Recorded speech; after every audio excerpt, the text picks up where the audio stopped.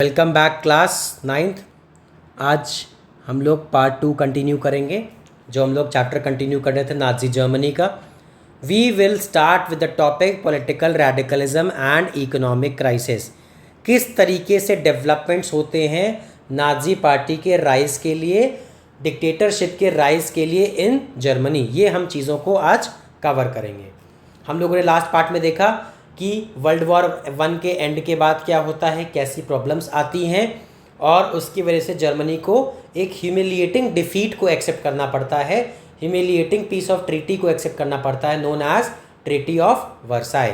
तो treaty of Versailles में कई सारे टर्म्स होते हैं जो जर्मन लोगों को लगता है are humiliating and disgraceful to our honour. इस वजह से ये सारी चीज़ें होती हैं। अब हम लोग देखेंगे आगे। आप देखोगे कि जो वीमार रिपब्लिक ऑफ जर्मनी बना था, वहाँ पर जो टाइम पीरियड था वो आपका बोल्शेविक पार्टी का जो रेवोल्यूशन होता है फरवरी में और अक्टूबर में आपके रशिया में, उसी के साथ कोलाइड कर रहा था, कोइंसाइड कर रहा था। कोलाइड नहीं, कोलाइड तो मतलब दो चीज़ें आपस में टकरा रही हैं, कोइंसाइड कर रहा था मतलब these two things were happening at the same time in different regions, different countries. तो इस तरीके की चीज़ें यहाँ पर थी। और यहाँ पर जो पार्टी लीड कर रही थी जर्मनी में, स्पार्टसिस्ट लीग,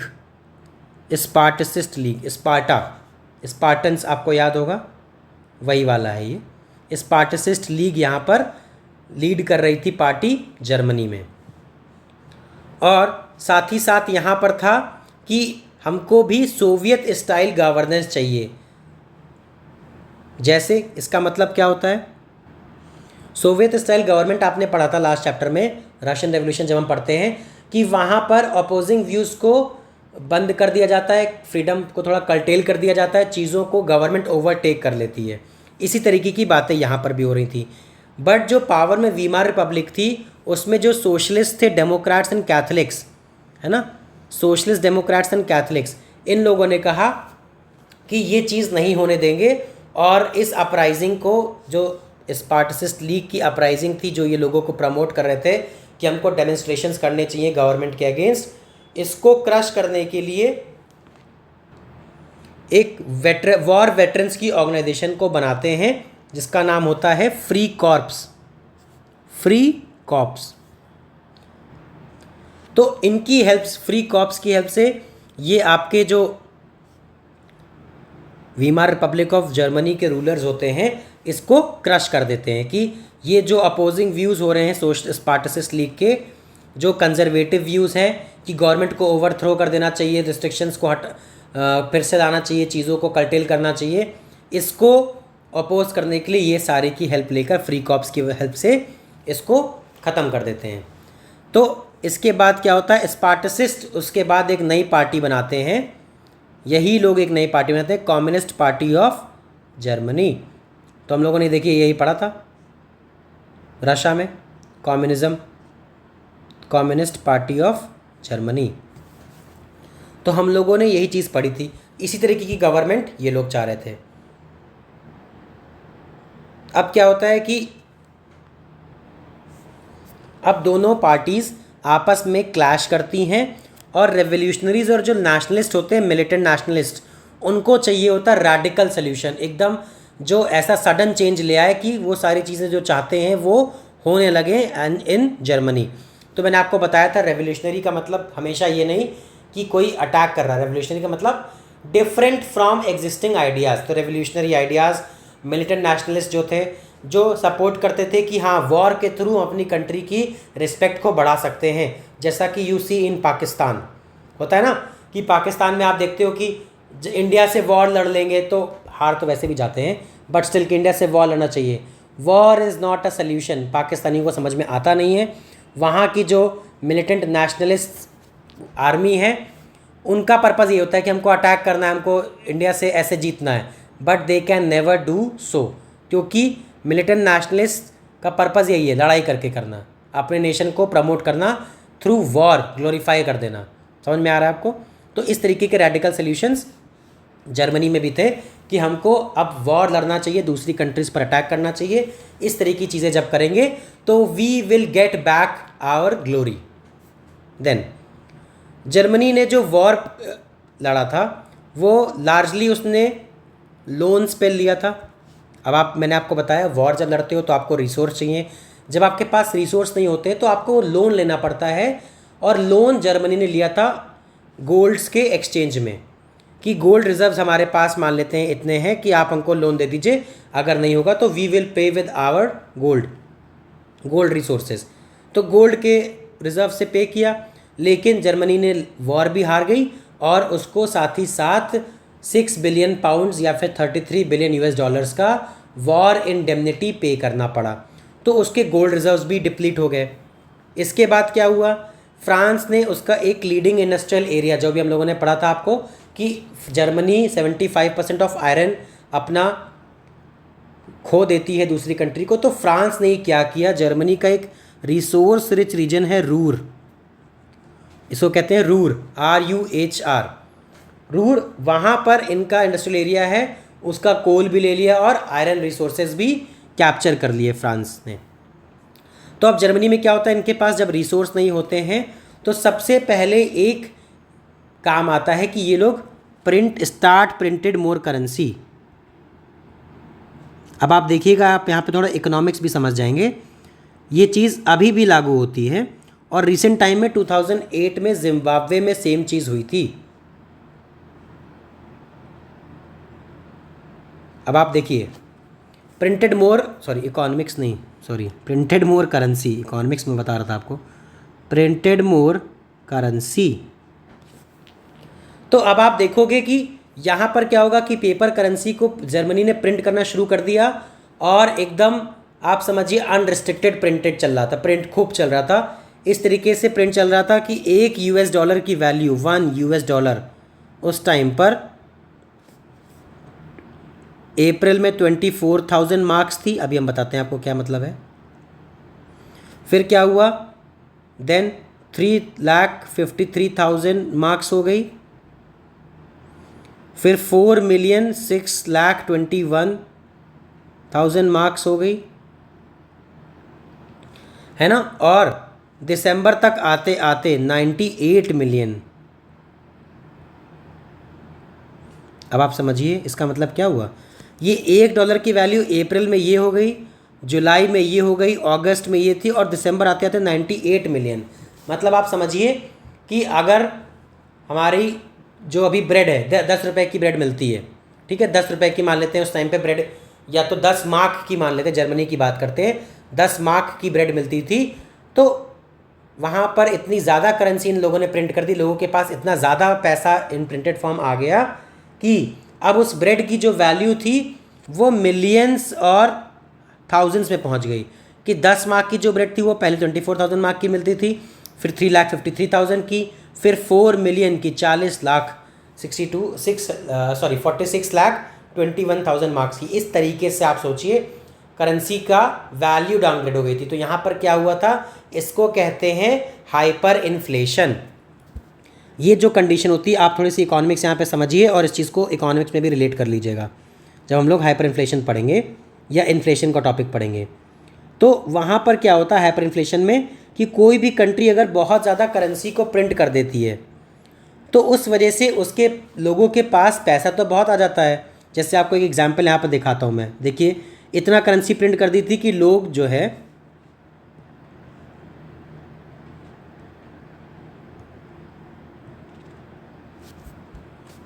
ये देखिए, लोग बच्चे जो हैं, ये करेंसी है आपकी,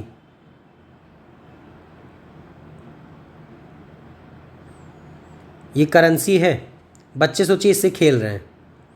इतनी ज़्यादा करेंसी प्रिंट कर दी थी कि इस करेंसी को आपको लग रहा होगा कि बहुत ज़्यादा लोगों के पास पैसा है, बट इसकी कोई वैल्यू नहीं है।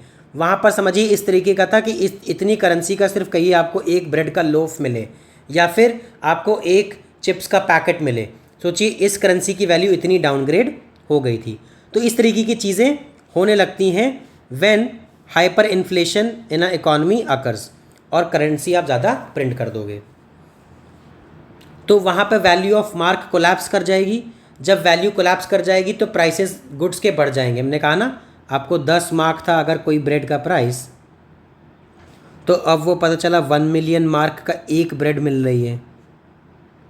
तो पैसा तो आपके पास है बट उसकी वैल्यू कुछ नहीं है।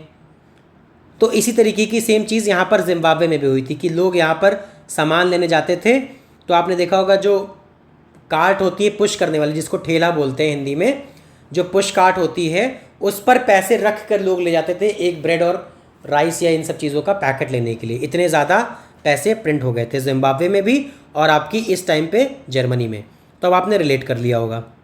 बाकी इमेज आप गूगल कर सकते हो, hyper inflation in Germany, hyper inflation in Zimbabwe, आपको कई सारी इमेजेस मिल जाएंगी। तो अब क्या होता है, फिर जर्मनी की हेल्प करने के लिए यूएस इंटरवीन करता है कि वहाँ पर वो इंट्रोड्यूस करता है डॉज प्लान। डॉज प्लान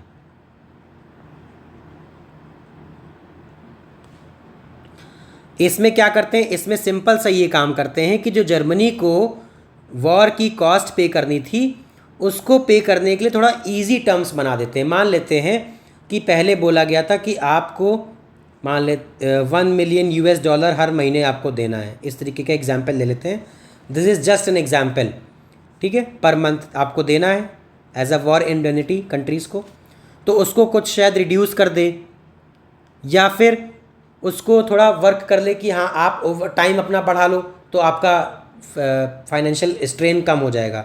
इस तरीके की चीज़ों को यूज़ करके उस पर जो बर्डन था उसको कम कर देते हैं, ठीक है। तो यहाँ पर यूएस इन्वॉल्व होता है और डॉज प्लान के थ्रू जर्मनी के टर्म्स ऑफ रिपेरेशन को रीवर्क करता है ताकि उसका फाइनेंशियल बर्डन कम हो सके। अब इसके बाद क्या आता है, ईयर्स ऑफ डिप्रेशन। अब जो ये डिप्रेशन का ईयर है ये बहुत ज़्यादा चेंजेस लेकर आएगा आपके जर्मनी में भी और आपकी ओवरऑल वर्ल्ड में भी। अब देखिए इसमें क्या होता है, इसमें जब यूएस ने डॉज प्लान के थ्रू यहाँ पर हेल्प किया है ना, यूएसए ने हेल्प किया, तो जो जर्मनी था, जर्मन कंट्री थी, जर्मन करेंसी थी सॉरी, वो आपकी यूएस डॉलर पे डिपेंडेंट हो गई। तो जब उससे हो गई तो वहाँ से लोन्स लिए, यूएस से लोन्स लिए, यूएसए कि हम इतना शॉर्ट टर्म लोन्स लेंगे और आपको धीरे धीरे पे कर देंगे इन फॉर्म आपको रिसोर्सेज में या फिर करेंसी में, जो भी उनका एक्सचेंज बनाओ। तो ये सारी चीज़ें यूएस हेल्प करने लगा। क्या होता है कि 1929 में वॉल स्ट्रीट एक्सचेंज, जहाँ पर स्टॉक्स ट्रेडिंग होती है, ये क्रैश कर जाता है। अब ये क्रैश करेगा तो इससे क्या होता है, यहाँ पे जितना भी पैसा था, जितना भी कैपिटल था इन्वॉल्व, वो सारा वापस लोग ले लेते हैं, क्योंकि अपने शेयर लोगों को लगता है कि now we are going to lose the money that we have invested, तो we need to take out our money, we need to take back our money. तो यहाँ से पैसा लेते हैं वापस, तो जर्मनी को भी तो पैसा यहीं से जा रहा था, तो जर्मनी से भी पैसा वापस ले लिया जाता है कि अब हम कोई हेल्प नहीं कर पाएंगे और जो भी आपको लोन या पेमेंट की गई थी आप उसको वापस करो। तो जर्मनी के ऊपर और ज़्यादा प्रॉब्लम आ जाती है। जैसे किसी ने अगर 100 रुपीज़ इन्वेस्ट कर रखे थे, $100, रुपीज़ नहीं $100, तो $100 यहाँ पर इन्वेस्टेड थे। अब उसने अगर अपने $100 वापस ले लिए कि कहीं ये 90 ना हो जाएं या फिर 80 ना हो जाएं, तो वो अपने पैसे वापस लेगा। तो ये सारा पैसा तो इस मार्केट से वापस चला गया और ये अब इन्वेस्टमेंट के लिए अवेलेबल है नहीं। तो जब ये इन्वेस्टमेंट के लिए अवेलेबल नहीं है तो ये लोन के लिए कैसे होगा, मतलब इन्वेस्टमेंट मतलब जब आप किसी को लोन देते हो तो आप इन्वेस्ट कर रहे हो ना कि वो आपको ज़्यादा देगा पैसा। तो उसी तरीके से यहाँ पर भी हुआ और जर्मनी से पैसा निकल गया क्योंकि वॉल स्ट्रीट क्रैश कर गया था। और उसकी वजह से ना सिर्फ यूएस में but in Germany also depression आ जाता है। डिप्रेशन मतलब इकॉनमी में चीज़ें ख़राब होने लगती हैं। On 24 October 13 million shares were sold और इसी को स्टार्ट हो जाता है आपका ग्रेट इकोनॉमिक डिप्रेशन। और नेक्स्ट 3 इयर्स में फ्रॉम 1929 स्टार्ट हुआ था टू 1932 50% इनकम यूएसए की गिर जाती है ना। USA's income decreases by 50%। तो this has a huge impact not only on the USA's economy but on the economy of world as well, because every other country was dependent on US for their resources and capital investment। क्योंकि सबका किसी ना किसी form में dollar से connected value थी। तो इस तरीके की चीज़ें आ जाती हैं। तो डिप्रेशन यूएस में आता है इकॉनमी में, और इसका रिपरकशंस सारी कंट्रीज़ में आपको ऑब्जर्व करने को मिलेगा। इसी तरीके से जर्मनी में भी आप देखोगे कि वहाँ पर क्या होता है, प्रोडक्शन वहाँ पर भी, इंडस्ट्रियल प्रोडक्शन वहाँ पर भी 40% कम हो जाता है ना। तो अब आप सोचो, अगर कोई चीज़ 100 प्रोड्यूस हो रही थी तो वहाँ पर 100 लोग एम्प्लॉय थे अगर एक चीज़ को प्रोड्यूस करने के लिए, तो अब क्या होगा, ये 40% अगर डाउनग्रेड हो गया तो वहाँ से इतने लोग, जितने लोग इतना काम कर रहे थे उनको हटा दिया जाएगा। These people will become unemployed. और जर्मनी में यू कुड सी पीपल, मतलब people as in we could see man holding a placard होता है ना, आपको एक ऐसे एक आपका कार्डबोर्ड का होता है, उसमें आप उसमें मैसेज लिखते हो कि कुछ होता है, तो उसमें मैसेज ये लोग लिख के अपने गर्दन पे, नेक पे टांग कर, they were standing in streets की willing to do any work. इस तरीके की चीज़ें यहाँ पर ये लोग करते थे ताकि इनको कोई जॉब मिल सके, इनको कोई पेमेंट मिल सके। जॉब चली जाती है तो यूथ क्या करता है, जो लोग होते हैं तो ऐसे कर रहे होते हैं प्ले कार्ड्स, उसमें से कुछ लोग क्रिमिनल एक्टिविटी की तरफ टर्न हो जाते हैं कि we need to become criminals, है ना। तो आप देखते हो कि कई सारी चीज़ें होने लगती हैं साथ ही साथ में, और वहाँ पर एक केओटिक सिचुएशन इमर्ज हो जाती है जर्मनी में। मिडिल क्लास क्या करता है, मिडिल क्लास जो आपका होता है जर्मनी में, जो सैलरीड लोग होते हैं और पेंशनर्स, उनकी सेविंग्स भी धीरे धीरे कम होने लगती है। क्यों? हाइपर इन्फ्लेशन चल रहा है, नहीं हाइपर इन्फ्लेशन चल रहा है, साथ ही इन्फ्लेशन हो गया ना, अब तो हाइपर इन्फ्लेशन ही, अब इन्फ्लेशन आ गया, गुड्स के प्राइस इंक्रीज़ हो गए और सैलरीज डिक्रीज़ हो गई। तो अगर हमको इसको ख़रीदना है तो हमको एक्स्ट्रा पैसा पेमेंट करना पड़ेगा, जो कि हमारे पास है नहीं। तो धीरे धीरे जो सेविंग्स होंगी वो भी लॉस्ट हो जाएंगी मिडिल क्लास की। देन स्मॉल बिजनेसमैन होंगे, सेल्फ एम्प्लॉयड लोग होंगे, रिटेलर्स होंगे, उनके भी प्रोडक्ट्स और गुड्स कोई नहीं खरीद रहा होगा क्योंकि प्राइस बढ़ जाएंगे, तो उनका भी लॉस होगा। इसी तरीके से कई सारी चीज़ों का लॉस होता जाता है। एंड पीपल फियर प्रोलेटेरियनाइजेशन, ठीक है, ये एक प्रोलेटेरिएट मूवमेंट था। मूवमेंट क्या, ये जो होता है ये वर्किंग क्लास का होता है कि जितना आपने अर्न किया उतना ही पूरा आपने कंज्यूम कर लिया। तो जो मिडिल क्लास थे उन लोगों को लगा कि कहीं ये जो प्रोलेटेरियनाइजेशन है, ठीक है, इसमें हम ना फंस जाएं। वाई? बिकॉज दे थॉट कि if we were to be stuck in this, तो हम लोग क्या बन जाएंगे, या तो अनएम्प्लॉयड हो जाएंगे और वर्किंग क्लास बन जाएंगे। अब आप समझिए वर्किंग क्लास क्या होता है। वर्किंग क्लास का मतलब यहाँ पर ये हो गया कि जो लोअर क्लास होगा, जो अर्न करेगा डेली बेसिस पर और उसी को कंज्यूम कर लेगा। आपका आजकल के टाइम में मैनुअल लेबर है ना, इंडस्ट्रियल लेबर जो काम कर रहा है, जिसको पेमेंट मिल रही है डेली के हिसाब से, और उसका पूरा कंज्यूम हो जा रहा है, वो सेविंग्स नहीं कर पा रहा है। तो पेंशनर्स एंड सैलरीड पीपल को लगा कि अगर ऐसा होगा तो हम लोग भी प्रोलेटेरिएट सिचुएशंस में आ जाएंगे and we will be reduce to working class, या फिर वी विल बी अनएम्प्लॉयड। इसके साथ पॉलिटिकली अगर हम बात करें तो वीमार रिपब्लिक बहुत अनस्टेबल थी, है ना। अनस्टेबल कैसे थी? पहली बात, अनस्टेबल के रीजंस क्या थे? देखिए अब आपको यहाँ समझना होगा।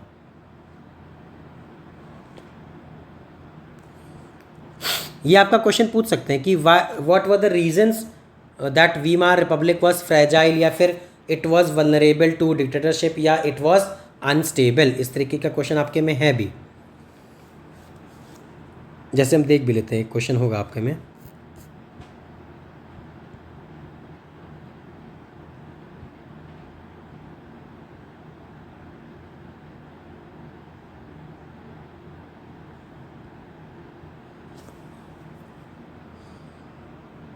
हाँ, describe the problems faced by Weimar Republic. देखिए अब ये चीज़ है, अब हम इसको यहाँ पे क्वेश्चन डायरेक्टली डिस्कस कर लेते हैं, तो आपको ये भी क्लियर हो जाएगा topic.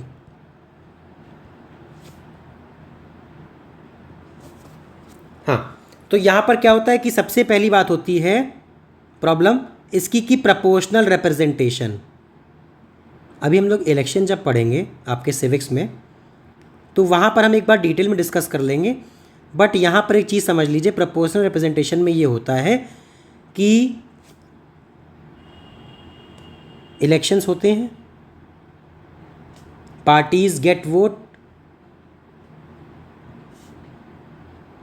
And they get seats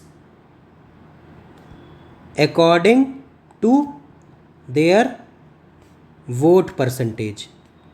तो यहाँ पर ये चीज़ थी कि अगर 100 सीट्स हैं, किसी पार्टी को 10% वोट मिला तो उसको 10 सीट्स मिलेंगी। इस तरीके की चीज़ें होती हैं। तो आप प्रोपोर्शनल रिप्रेजेंटेशन में देखते हो कि जितना आपको मिलता है उसी हिसाब से वोट। तो किसी को भी यहाँ पर क्या होता है पॉलिटिकल पार्टीज़ में जर्मनी में कि कोई भी पार्टी को क्लियर मेजॉरिटी नहीं मिली। तो फिर आप देखते हो कि प्रोपोर्शनल रिप्रेजेंटेशन में ये चीज़ थी वहाँ पर कि जितना वोट मिलेगा उस हिसाब से पार्टीज़ को सीट्स मिलेगी। तो इससे क्या होता है कि मेजॉरिटी गवर्नमेंट नहीं बन पाती है जिसके पास डिसीजन लेने की पावर हो, क्योंकि सबको साथ बनाकर चलना है। किसी एक के पास पावर कंप्लीट नहीं है तो उसको सबकी सुननी पड़ेगी और उसमें आप डिसीजन नहीं ले पाओगे। क्योंकि जैसे अगर 100 पीपल हैं, 100 में से किसी के पास 40 है, किसी के पास 30 है, किसी के पास 20 है, तो और किसी के पास 10 है। तो जब इस तरीके की चीज़ें हैं तो किसी के पास मान लेते हैं 50% मेजॉरिटी चाहिए थी, तो कंप्लीट तो है नहीं पावर। तो क्या करेंगे, सब एक दूसरे की हेल्प करना चाहेंगे कि हाँ हम और आप कर लेते हैं। तो इस तरीके से कोई डिसीजन नहीं ले पाएगा। और बाकी हम लोग इसको डिटेल में डिस्कस कर लेंगे आपके सिविक्स के चैप्टर में जब हम लोग नेक्स्ट पढ़ेंगे टॉपिक।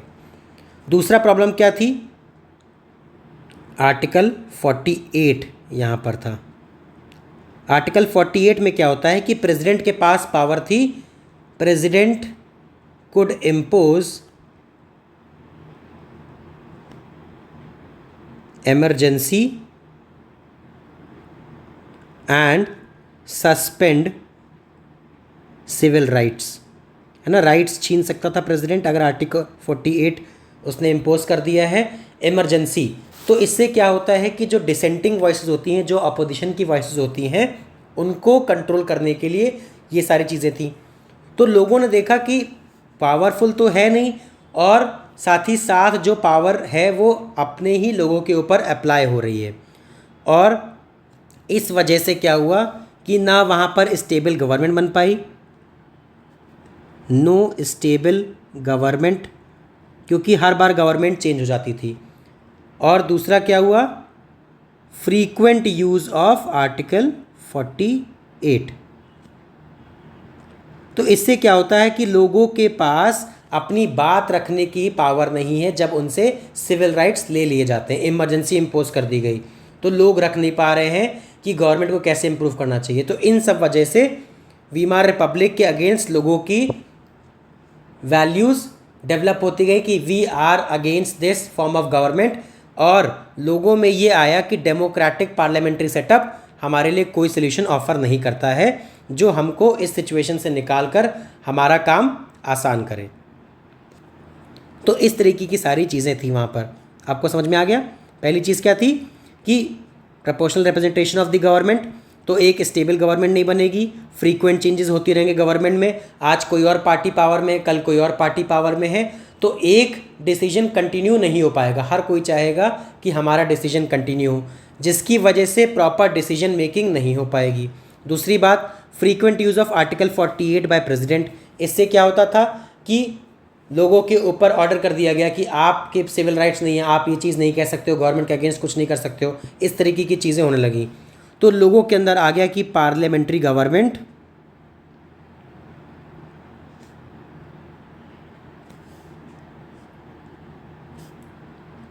गवर्नमेंट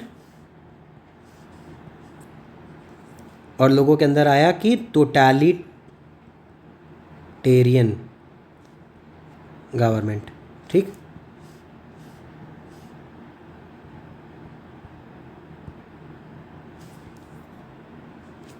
ये आपका इंस्टाग्राम पे मीम चलता है ना, उसी तरीके से, तो आपको याद रहेगा। Parliamentary government cross totalitarian government या फिर डिक्टेटोरियल गवर्नमेंट टिक। इस तरीके की चीज़ें जर्मनी में आपके हो रही थी। तो अब आपको समझ में आ गया होगा कि क्या चीज़ें वहाँ पर हो रही थी। तो अब हम लोग इस पार्ट को यहाँ पे एंड करेंगे। आगे हम लोग डिस्कस करेंगे हिटलर की राइज, कैसे वो पावर में आता है, कैसे हिटलर जर्मनी में चीज़ों को अपने कंट्रोल में लाता है धीरे धीरे, किस तरीके के मेथड यूज़ करके, और कैसे अल्टीमेटली वो वहाँ का डिक्टेटर बनेगा। ये सब बातें हम लोग नेक्स्ट पार्ट में डिस्कस करेंगे। तो thank you class, have a wonderful day. कोई कन्फ्यूजन, कोई चीज़, प्लीज़ कमेंट अपने फ्रेंड्स के साथ शेयर करिए ताकि बाकी लोग भी पढ़ सकें। आपको अच्छा लगा हो तो थम्स अप ज़रूर दिया करो और कमेंट किया करो। थैंक यू क्लास, और शेयर प्लीज़, अगर आपको अच्छा लगा है तो प्लीज़ शेयर करो अपने फ्रेंड्स से। Thank you, have a nice day.